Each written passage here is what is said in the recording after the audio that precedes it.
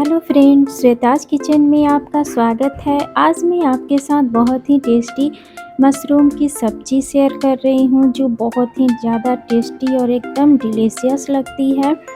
और इसे बनाना बहुत ही आसान है। बिल्कुल सिंपल तरीके से हम और एकदम कम मसाले में बनाएंगे, जो बहुत ही ज़्यादा टेस्टी लगेगी। तो चलिए फ्रेंड्स, इसे हम अब बनाना शुरू करते हैं। तो सबसे पहले मैंने यहाँ पर 500 ग्राम मशरूम ले लिया है, जिसे अच्छे से धोकर इसे इस तरह से हाफ पीस में कट कर लिया है। अब मशरूम को अच्छे से 2-3 पानी से धो लें या हल्के गर्म पानी से धो लें और इसे हाफ पीस में कट कर लें। अगर बड़ा हो तो इसे 4 भाग में कट कर लेंगे और इसके डंठल को थोड़ा थोड़ा काट लेते हैं।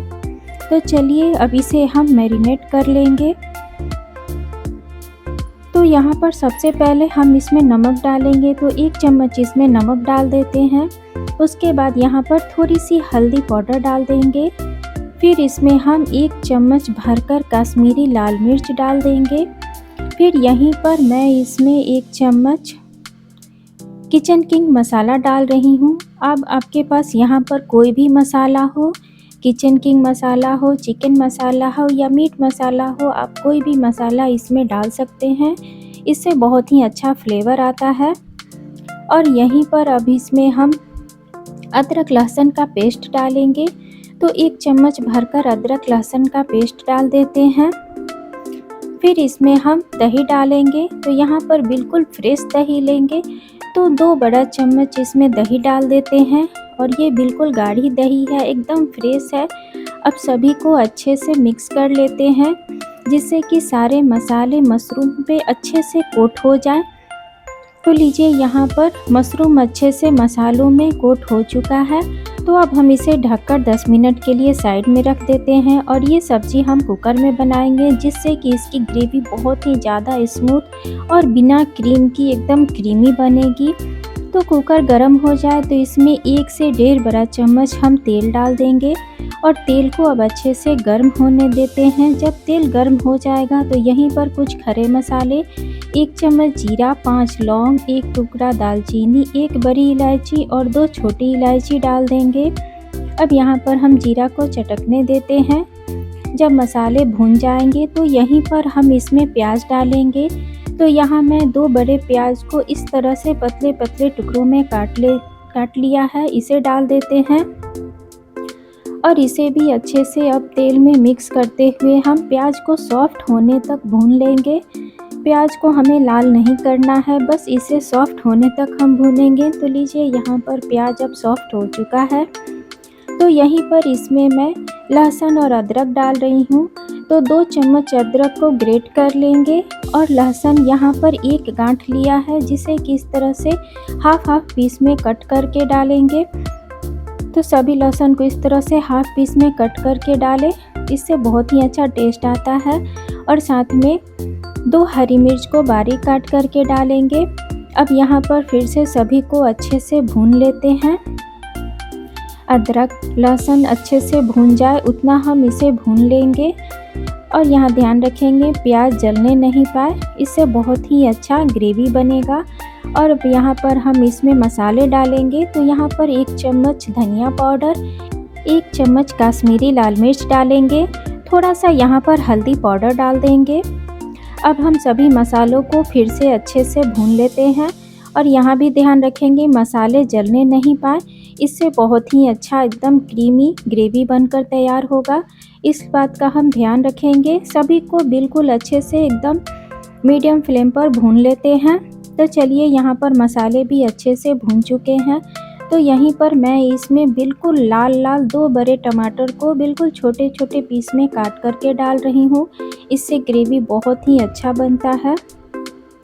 और साथ में इसमें हम नमक डाल देंगे स्वाद अनुसार। और नमक आप ध्यान से डालेंगे, क्योंकि मशरूम में पहले भी हमने नमक डाल रखा है, उस हिसाब से इसमें नमक डालेंगे। अब टमाटर को सॉफ्ट होने तक भून लेते हैं। तो लीजिए, यहाँ पर टमाटर भी अच्छे से सॉफ्ट हो चुका है। तो यहीं पर हम इसमें 1 कप पानी डाल देते हैं, जिससे कि टमाटर बहुत अच्छे से पक जाएगा और ग्रेवी बहुत ही क्रीमी बनेगी। तो सभी को एक बार अच्छे से मिक्स कर लेते हैं। उसके बाद हम कुकर का लिड लगा देंगे और 2 विसिल आने देते हैं। मीडियम फ्लेम पर इसे 2 विसिल तक पका लेंगे। तो लीजिए यहाँ पर 2 विसिल में टमाटर अच्छे से गल चुका है। तो आप देख सकते हैं टमाटर बिल्कुल अच्छे से गल चुका है। तो अब हम क्या करेंगे, कलछी की मदद से अच्छे से इसे फेंटते हुए मिक्स कर लेते हैं, जिससे कि ग्रेवी एकदम स्मूथ हो जाएगी। और आप देख सकते हैं कितने अच्छे से ये मिक्स हो चुका है और हमें ज़्यादा मेहनत भी करने की ज़रूरत नहीं, ना ही हम इसमें ज़्यादा मसाला डालेंगे। तो यहीं पर हम मैरिनेट किए हुए मशरूम को डाल देते हैं। तो सभी मशरूम को इसमें डाल देंगे और डालने के बाद इसे भी अच्छे से मिक्स कर लेते हैं मसालों के साथ। और यहाँ पर हम गैस को ऑन कर देंगे और फिर से इन्हें मसालों को हम भूनेंगे और यहीं पर थोड़ी सी धनिया की पत्ती डाल देंगे। एकदम अच्छी सी फ्लेवर आती है इससे। तो सभी को हम अच्छे से एक बार मिक्स कर लेंगे और यहीं पर पका लेते हैं, जिससे कि मशरूम और मसाले अच्छे से भून जाए। तो लीजिए यहाँ पर मशरूम मसाले सभी अच्छे से पक चुके हैं। तो यहीं पर मैं इसमें कसूरी मेथी डाल रही हूँ। तो 1 बड़ा चम्मच इसमें कसूरी मेथी डाल देंगे, इससे सब्ज़ी में बहुत ही अच्छा टेस्ट आ जाता है। और फिर इसमें हम 1 चम्मच बटर डालेंगे। बटर से तो आप जानते ही सब्ज़ी में एकदम क्रीमी टेक्सचर आ जाता है और इसका स्वाद कई गुना बढ़ जाता है। तो आप इसे ज़रूर डालें। फिर सभी को अच्छे से मिक्स कर लेंगे।